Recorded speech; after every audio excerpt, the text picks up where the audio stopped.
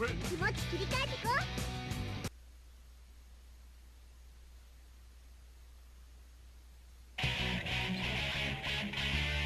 night passes, another combat test takes place the next day. Just as scheduled, I place units flagged as enemy within the test chamber. I'm overwhelmed with a strange sensation. The way that my opponents are expressionless now seems strange to me. There's no intent or cognition evident in their faces. They wear no expressions. They are blank. There is nothing wrong with them.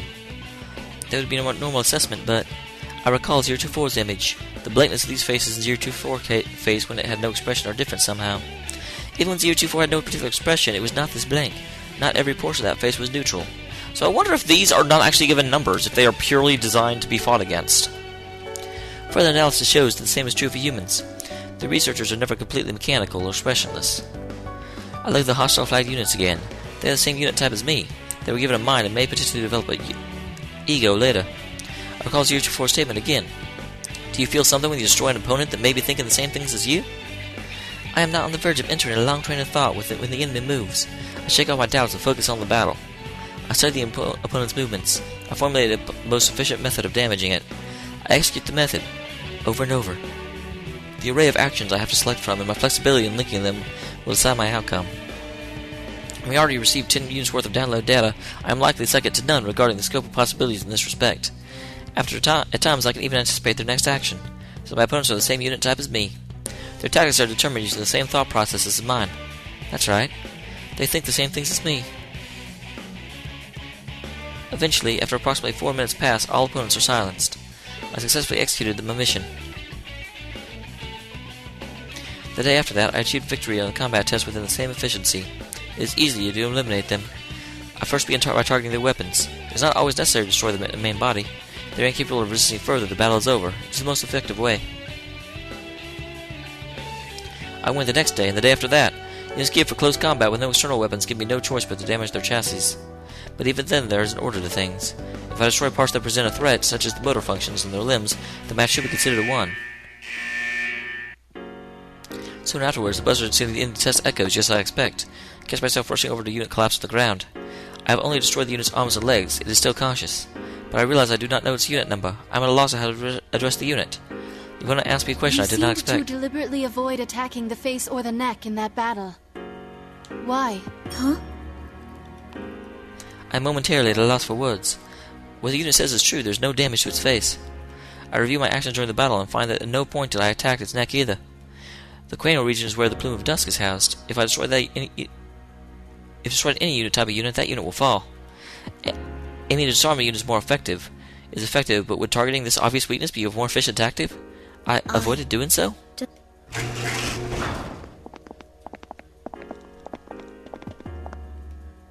Researchers enter the chamber and hide the unit from my field of vision.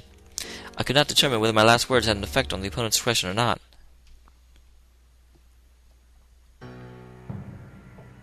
These past 3 days, it hasn't been destroying the other units beyond repair, like it did in the first battle. It must be learning to finesse its attacks rather than just using brute force. The result? Swift, overwhelming victories. Its evasive skills are improving as well. That level of flexibility in evasive action could never be replicated by chaining predefined maneuvers. This unit's collected a good amount of feedback data, too. It's growing steadily, feeding on the bones of its kills. Untidy researcher, you're an idiot. You don't have to say it like that. The researchers are preparing for the download. Growing. Destroying the enemies and absorbing their data. That's what growing is? Since I thoroughly destroyed a few of the opponents these last few days, some of their bodies were salvaged.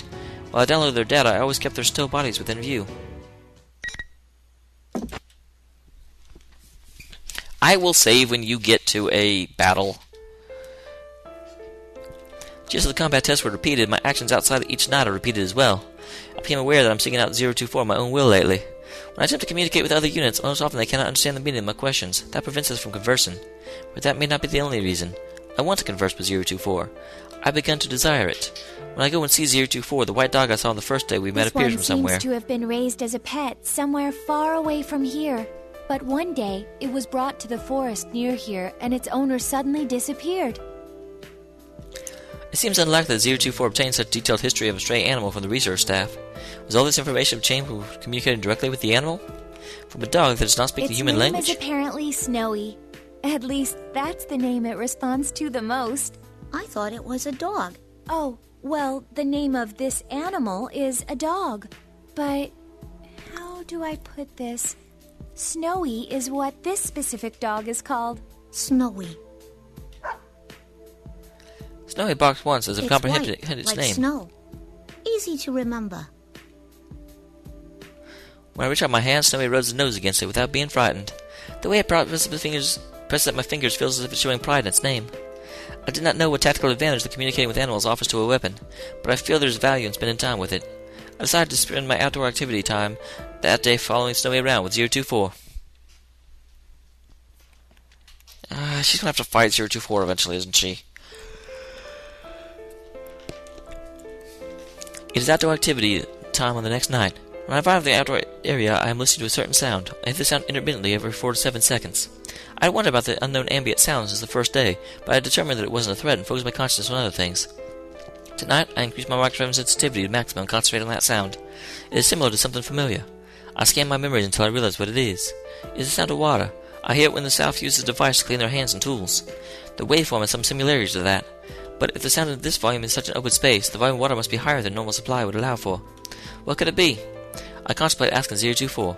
It is clear that 024 knows much more than I do. I begin walking in search of 024. Where could 024 be? I go to where we spoke a number of times previously, but 024 is not there. 024 is also not at the rock where we sat together. Is 024 not here? I quickly discard the possibility. We are not ordered what we do when we are here, but coming to the outdoor area is an order. A post-testing diagnostic shows no abnormalities. We are all to report directly here.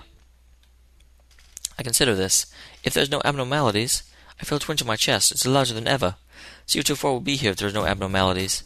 But what if there was such an abnormality? What if 024 was damaged during the combat tests? And sustaining damage is not necessary to the extent of the problem. Could it be? I realize that my arms are trembling slightly. It is not a conscious movement, but I can't make it stop. It is possible that perhaps 024 lost the combat test and was destroyed. In these circumstances, there would be expected for such a day to come. What if 024... What if she never came here again? Oh, this is where you went. You weren't at the usual spot, so I was looking for you. Until I heard the voice behind me, my sensors had stopped accepting input. No sound, no light, no nothing. All of them came back online with her voice. I turned around. 024 furrows of frown looks at my face. The look on your face seemed as if you saw something frightening. My face? My expression? Frightening? Am I scared? I do not comprehend. I cannot make that judgment. Perhaps scared of fighting? Nah, I don't think that's it. What is this? I can't tell. Am I scared? Scared of what? That she will disappear? During an operation, it's possible that I might assign greater priority to unit safety than my own, but we are not on an operation now. And this emotion is not the same anyway. It's a different emotion. An emotion? Have I emotions? I look at 024's face pleadingly, but I cannot put my question into words. I cannot express my feelings to her. And 024 sees this, she says nothing. She only smiles tenderly. It is the same smile she showed once that looks happy, but also sad. During that night's outdoor activity time, neither 024 nor I speak much. We just walk together side by side without many words. I do not take the opportunity to ask her about the intermittent sound of water.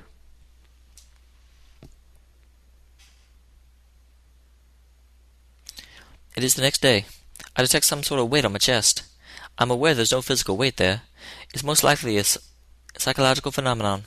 I perform a vocabulary search. The idiom being heavy-hearted applies best. I cannot help but find it amusing. It's a very apt phrase. But what is causing this heavy-heartedness? I may not be able to see 024 someday. That may be it, but I don't think that's all. Over the next few days, I spend more time without finding an answer to that question. Each night after combat test, when it's time for outdoor activities, I seek 024 out for first. We exchanged standard greetings from the first few days, but that practice was eventually discarded. Now there's no special greeting between us. We can understand each other without words. Our eyes expressions communicate enough. Not as well, I find 024 and rush to her as usual. There is no words. We only exchange smiles. We begin walking together. Do you remember me asking before if you were scared of fighting? To tell the truth, I'm scared of it too. The confession is surprising. It is counter to our nature's weapons, yet for some reason I'm not surprised by I'll it. lose and be destroyed, and it's painful for me to make others go through the same ordeal. We may be weapons, but shouldn't we be driven by more than seeking victory? I've been wondering that for a long time. But that's against orders. Z24 gives a half-hearted I'm sure smile. things would probably be much simpler if I stopped thinking and just obeyed orders. Unfortunately, I finally found it. I found my answer. Your answer? There's someone I want to meet. I feel like meeting this person is my own objective and not an order given to me. Since we have never left the facility, we have absolutely no acquaintance with outside people. There should be no relationship with such people. But I immediately understand. The person she wants to meet is someone on the outside, even if I don't know why I thought so. When I reflect on that thought, I inscribe what wavering within me becomes greater than ever. Ever since I started thinking that I was scared to fight, each day was painful for me. If I'm going to feel this way until the day I lose, I even thought it would be better if I lost on purpose. But I won't think that anymore. I feel glad now that I exist. I mean, we're loved after all. Love? That's right. I repeat that to myself. The word loved. I do not comprehend. But when I look at her gaze, her clear eyes seem to see beyond the sky. Her vision statement seems correct. I feel this must be something vital. As I watch her try to express something without words, it's hard to believe she is the same unit type as me. She seems more that she is human. Why are you telling me this? It's probably because I didn't think anyone but you would understand. Well, I hate to say it, but I'm not sure I really get it either. I'm sure you'll understand one day. I hope so anyway. Sheesh. Why you gotta be so cryptic? Z24 laughs at this. It is a pure smile that I have catalogued. I know without comparing it to anything else that it's a smile of pure joy. I detect Snowy playing at my feet. After playing at 024's feet 2, Snowy runs off ahead in 3 meters and turns around, his tail moving vigorously back and forth. Soon afterwards, Snowy sits on the ground and looks up at 024. I watch 024 crouch and pat its head, and I'm thinking back about other things. Things besides fighting and defeating the nearest enemy. My own objective. Someone to meet. I still do not fully comprehend. But the way she is playing with Snowy tonight looks more fun than ever. Her smile seems very natural. If the answer she discovered is the origin of that smile, I would like to understand it someday too. I feel like that desire budding inside me. Man, a lot of bookmarks before anything like significant happens. I mean, not that this isn't significant. This is very, very significant. But you know, once again, I participated in a combat test. Once again, I claimed victory without destroying my opponent. I targeted only her weapons and limbs. I elect not to employ a tactic of targeting the weakness in their cranial regions. I believe that if they think the same things I do, they would not wish their personality modules to cease functioning. Even though I do not destroy them, the research staff will remove their plumes of dust. Either way, their function will be suspended. My actions are difficult to justify, but I feel that suspension through the destruction is not worthy end for them. That is what I think when I rationalize it by applying the criteria to myself. I do not think that anyone would want their consciousness to be terminated by those like them. I find myself more conscious of the damage I sustain and the efficiency of combat than ever. Depending on my results, I may even be ordered to destroy them. To prevent that from happening, I must continue fielding favorable results. It becomes easy to continue fighting them with that objective in mind. It's becoming my new objective.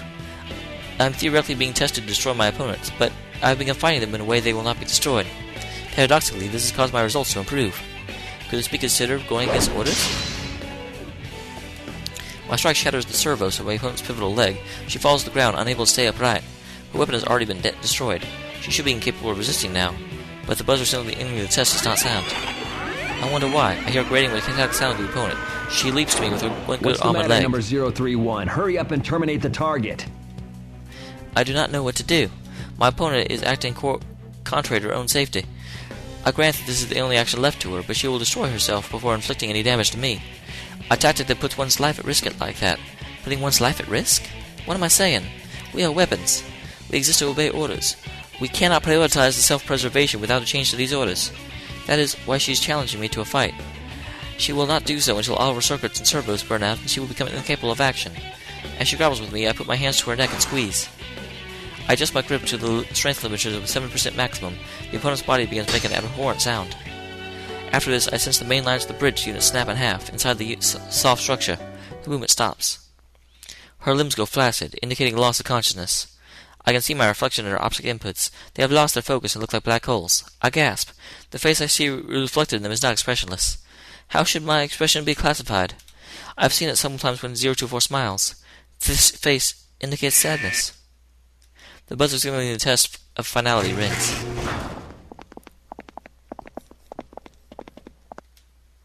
A researcher enters the chamber. I'm used to this scene now. That was pretty impressive.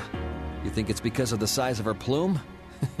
Funny that one little part could make such a difference. Indeed. Most of it is due to differences in their tactical mentalities. It may be on the cusp of what we would call an ego. Considering how everything's been going so far, I'm starting to believe more in persona abilities. One little part? It is true that the plume of dusk and Solomon is comparatively the largest among the units of my type. But does this part determine everything about us? Z24's smile seems much more human than mine. I find myself opening my mouth to speak. But I realize the statement I'm about to deliver is a protest, so I'm quick to abort. Was I about to deny the staff's authority? They speak to me. My confusion seems to have gone unnoticed. Well done, unit number 031. That was an impressive display of destruction. Plus, you cleanly severed its transmitter, leaving the plume of dusk unharmed. That's certainly ending things on a high note. Ending things on a high note? And after destruction is a high note? The researchers look at each other while holding a petri dish with the bluish-white plate-like object. One of them says, "This is the one." Number 031. As of today, the test battles are finished. Huh? It's over? I cannot help questioning the unexpected All statement. the results indicate that you have the very highest performance out of all the units of your model. I'd say we can go ahead and earmark unit number 031 to be the base for developing the 5th generation. The base? It means that you're the winner. The combat tests are over. Will I no longer be required to fight? A strangely intense sensation of relief fills me. It's not because I won and gained a reward. The tests have ended, and those of my unit type that are not yet destroyed can escape that fate. Interesting. It seems that I was reluctant to destroy them after all. My priorities have become inverted. Yet I am so happy that I smile. The researchers notice this expression as well and smile back. Okay, we're going to begin the usual review of the feedback. So come over here.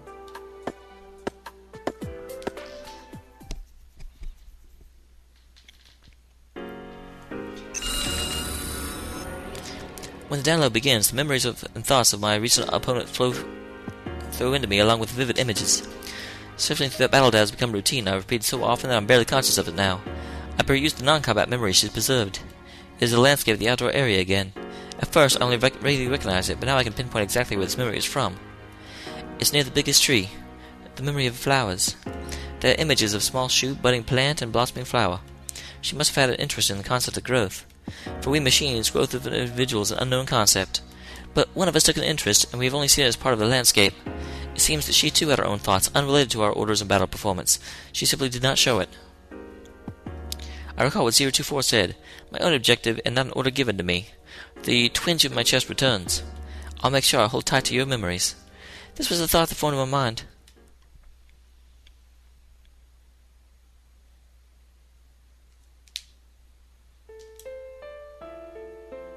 Once again, it's time to spend outdoors. I quickly meet up with 024. She seems to be looking for me as well. Can I talk to you for a while? The lab boys told me today that they were putting the kibosh on the test battles. I see. It's over then. Look, I've been thinking. If they end up tossing us out soon because of that, I want to go with you to go see that person you were talking about. The one you wanted to meet. I might even put in a formal request about it to the lab boys. 024 takes my right hand. Before I can determine her intent, she pulls a cable from her wrist and connects it to a port of my own. She looks at my face in silence. Thinking that she wants to confirm the fact over, I nod. But the data she transfers is from her to me. The packets that flow through her cable is a signal, a very small archive field. If you are still safe when everything is over, open this file. 024 removes the cable, but it keeps a hold of my hand. When everything is over? How come I can't look at it now? If I had to answer, I would say because it wouldn't be fair. Fair? She smiles and does not answer. It is that same unsure expression. It is a smile, but there's sadness in It would it. be wonderful if I could go with you to see her. Her? So this person you're looking forward to meeting is a girl? 024 But nods it's slowly. strange. Even though my wish may not come true, I still feel satisfied for some reason. How bizarre. It's a fervent wish of mine, too. She looks toward the sky and smiles faintly. This time it contains more than sadness. There are too many emotions for me to pass, all reflected in that one expression. I believe in you. I can tell you this because I trust you. Maybe that's why I feel so at peace. Huh? Maybe this is what it is to feel alive. Alive? It has happened again. I do not comprehend the meaning of the word, yet I feel a twinge inside. I look at the sky and attempt to follow her gaze. There is nothing but a hint at her meeting, but I still wanted to get close to her. She wishes for me to understand, and I want to grant her wish. From then on, we spend our time looking up at the sky in silence. Eventually, signal that this time is up reaches our ears.